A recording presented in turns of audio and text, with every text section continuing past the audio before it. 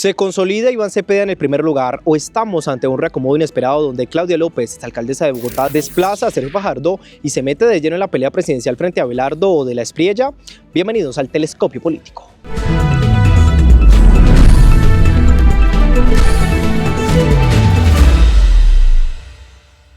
Juan Camilo López, gracias por este amable espacio en el Telescopio Político, ya a 10 días de las elecciones al Congreso de la República. Juan, gracias. Gracias, Sebastián. 10 días y no solamente tenemos elecciones de Congreso, Cámara y Senado, sino que se definen consultas y con ello se aclara el escenario de presidencia muchísimo, Sebastián. Pero venga, se está hablando el día de hoy de la encuesta Inbame revelada la noche de ayer por Noticias Caracol, por Blue Radio y también por El Espectador. Juan Camilo, liderando la intención de voto a la presidencia de la República, el candidato presidencial por el Pacto Histórico, Iván Cepeda, con un 37%, y el segundo candidato que va también liderando es Abelardo de la Espriella, con un partido independiente, con una coalición independiente como lo es Defensores de la Patria. Y llama mucho la atención, Juan Camilo, de que prácticamente se estancó Abelardo de la Espriella. ¿Qué pasó con el candidato de la derecha que se escucha mucho en las voces de las personas, como que, bueno, este va a ser el candidato que nos va a sacar de la horrible noche, como mal llamado lo dice el que se encuentra el país? Así es, Sebastián. Bueno, yo creo que esto tiene varios momentos de análisis. Sí. Lo primero, respecto a de la Espriella, es que pareciera que la gran consulta, que es la que también lidera Paloma Valencia y en donde hay 9 más participantes, esa gran consulta tiene una gran acogida. Pareciera a priori que va a ser la consulta de las 3 que hay, esa va a ser la consulta más votada y de seguro ganará Paloma Valencia. Pero pareciera que hay un efecto Uribe, es decir, esa consulta ha logrado concentrar el voto de la derecha, centro-derecha, y eso ha hecho que se estanque Abelardo de la Espriella. Entonces se podría decir que la jugada a Uribe, a Paloma Valencia, al Centro Democrático, para ser ellos quien lleven la candidatura o la oposición a Iván Cepeda, está funcionando y está saliendo bien porque Abelardo de la Espriella no crece en las encuestas. Pero ¿puede crecer electoralmente en la primera vuelta presidencial? Pues pareciera, tengo la sensación de que de esa gran consulta va a salir un candidato muy fortalecido, porque va a ser la consulta más votada, pueden haber muchos votos ahí concentrados y creo que de esa gran consulta le podría salir un competidor grande de cara a la primera vuelta a Abelardo de la Espriella, y me parece que eso es un punto que hay que ponerlo en el análisis. Mientras que si uno se pasa a la izquierda, Sebastián, a Iván Cepeda le intentan montar una consulta para que genere el mismo efecto, que se estanque Iván Cepeda y que haya una centroizquierda creciendo, que la encabezaría Roy Barreras. Esa consulta aún no tiene efecto, aún no crece. Pacto por la Vida, creo que se llama, le han cambiado el nombre como 3 veces, sí. Pero esa consulta no crece, o sea, no pareciera un desafío para Iván Cepeda esa consulta, mientras que para Abelardo de la Espriella la gran consulta sí es un desafío. Y yo se lo decía a Camilo Romero esta semana que estuvo en los estudios de Proclama del Pacífico, le decía a la gente, no conoce pedagogía en estos momentos de el no vote la consulta del Frente por la Vida, que pues podemos decirlo, mal llamado ha sido por nosotros los medios de comunicación como la consulta de la izquierda. La gente no conoce de que Roy Barreras en estos momentos tiene, podemos decirlo así, un rifirrafe con Iván Cepeda, y esto podría también dividir un poco el electorado para la primera vuelta. Juan Camilo, si Roy Barreras, que es el más conocido de esa consulta, llegase a tener una amplia votación. Así es, Sebastián. La encuesta nos marca que hay un gran porcentaje de personas aún indecisas, sí. Y esa indecisión se debe a que no tienen el conocimiento, y las personas del común que no están metidas en este tema político como nosotros todos los días, pues no tienen por qué saberlo. Pero creo que ninguno de esos candidatos logró crecer tanto, es decir, aún Roy Barreras, si bien se habla de las estructuras políticas, de que muchos gobernadores, exgobernadores, clanes políticos como Euclide Torres y demás están ahí, aún no logra consolidar el voto de opinión, y el voto de opinión es determinante en elecciones a presidencia.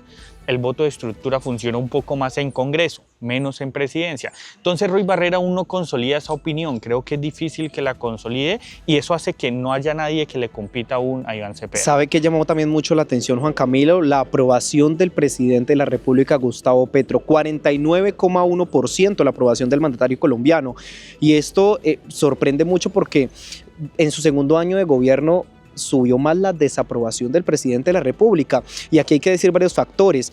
El tema de la reducción a la gasolina, Juan Camilo, el tema del salario mínimo, el tema de bajarle el salario a los congresistas y diferentes decisiones que podemos llamarlas populistas, populares mejor, decidieron de que el pueblo colombiano aprobara la gestión de los 3 últimos años del presidente de la República, Gustavo Petro. ¿Lo podemos denominar así? Sí, tal cual, Sebastián. El presidente llega con una de las aprobaciones más altas, incluso un poco aproximándose a lo que tuvo Álvaro Uribe Vélez en su primer mandato 2002-2006, que era una de las mayores aprobaciones. Funcionó lo del salario mínimo, funcionó lo de la reducción del salario de congresistas, funcionó lo de la reducción del precio del combustible y el presidente sale a decir: no voy a votar la consulta de izquierda, no voy a votar ninguna consulta. Casi que le está dando el aval para que Iván Cepeda sea su candidato y creo que así lo ha denominado en varios trinos. Entonces yo creo que de ahí que esa consulta que hoy lidera incluso Quintero, es decir, Daniel Quintero tiene más votación que Roy Barreras. Esa consulta estará peleando ser una de las menos votadas junto con la de Claudia López y la gran consulta será la gran victoriosa del próximo 8 de marzo. Y allá iba porque otra de las noticias que llama mucho la atención en esta encuesta, Juan Camilo, es cómo subió la exalcaldesa de Bogotá, Claudia López, 11,7%, se ubica en tercer lugar en la intención de voto para la presidencia de la República. Sergio Fajardo ha sido candidato a la presidencia de la República, es gobernador de Antioquia, ha tenido una alta trayectoria, se puede decir que es más querido por los colombianos y se desubica de esa posición de tercer puesto y sube la exalcaldesa de Bogotá, una mujer que estuvo con el gobierno del presidente Gustavo Petro, que es oposición ahora del gobierno del presidente Gustavo Petro, que es oposición del uribismo. ¿Qué va a pasar allí, Juan Camilo, y cómo ser la opción de la derecha o de la izquierda si llegase a haber una segunda vuelta? Sebastián, mire, la consulta, bueno, tenemos un escenario presidencial donde venía liderando Iván Cepeda, Abelardo de la Espriella y Sergio Fajardo. Ideológicamente, para mí, mal denominados, pero no voy a entrar en ese debate conceptual, uno de la izquierda, otro de la derecha y otro del centro. Creo que todos los colombianos los logran ubicar. Venía otro bloque ahí muy rezagado e intentan que las consultas sean un método para competirles a estos 3. Entonces, arman la consulta para enfrentar a Iván Cepeda y entra Roy y Daniel Quintero. Esa consulta pareciera no tiene efecto porque la imagen del presidente está muy alta y el presidente le da su respaldo a Iván Cepeda. No va a consulta Iván Cepeda, pero se mantiene fuerte e incluso crece. A Abelardo de la Espriella le montan una consulta varios contendores para intentar igualarlo o alcanzarlo. La encabeza Paloma Valencia, viene un grupo detrás, Juan Manuel Galán, Vicky Dávila, Mauricio Cárdenas, Juan Daniel Oviedo, y pareciera que esa consulta sí toma fuerza y que el que gane puede ser un rival para Abelardo de la Espriella. Y Claudia López le monta una consulta contra un desconocido Huertas a Sergio Fajardo para intentar aproximarse y pareciera que tiene efecto, que la imagen de Fajardo no logra emocionar, no logra mover nada, la gente se cansó del mismo discurso plano, pareciera un candidato que le cuesta tomar decisiones y tomar decisiones en política es clave y Claudia López se monta con su consulta y recoge un electorado de centro y va a salir también muy fuerte de la consulta o al menos a competirle a Fajardo. La gente dice a Abelardo de la Espriella se le va a sumar Paloma Valencia, se le van a sumar todos los votos de la consulta. ¿Me recuerda la consulta de la derecha? La gran consulta. La gran consulta por Colombia, que se le suman todos los candidatos a la final, bueno, etcétera. Diferentes mitos o realidades que pueden suceder que la gente menciona desde diferentes sectores. Pero también sabe que va a llamar mucho la atención, Juan Camilo, ¿quién va a ser la fórmula vicepresidencial? Yo creo que ese también va a ser una línea importante porque la gente dice, no, se le sume Paloma Valencia, pero lo que no sabe la gente es que jurídicamente Paloma Valencia no va a poder ser candidata vicepresidencial porque pues, no lo permite la norma. Pero el tema de la fórmula vicepresidencial, tanto de Abelardo como de Iván Cepeda, que tampoco se conoce, yo creo que va a ser una de las decisiones más importantes. Sebastián, los procesos electorales tienen varios momentos y creo que algunas candidaturas los están sabiendo leer muy bien. Un primer momento lo veníamos pasando, fue las consultas del Pacto Histórico del 26 de octubre y ahí para allá entró todo un proceso de negociación, de coaliciones, de voy, de no voy. Algunos partidos tuvieron su dinámica interna, caso del Centro Democrático.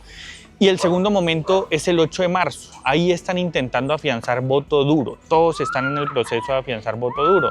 De hecho, salió Paloma Valencia antier a decir que le gustaría que su fórmula vicepresidencial fuera el expresidente Álvaro Uribe.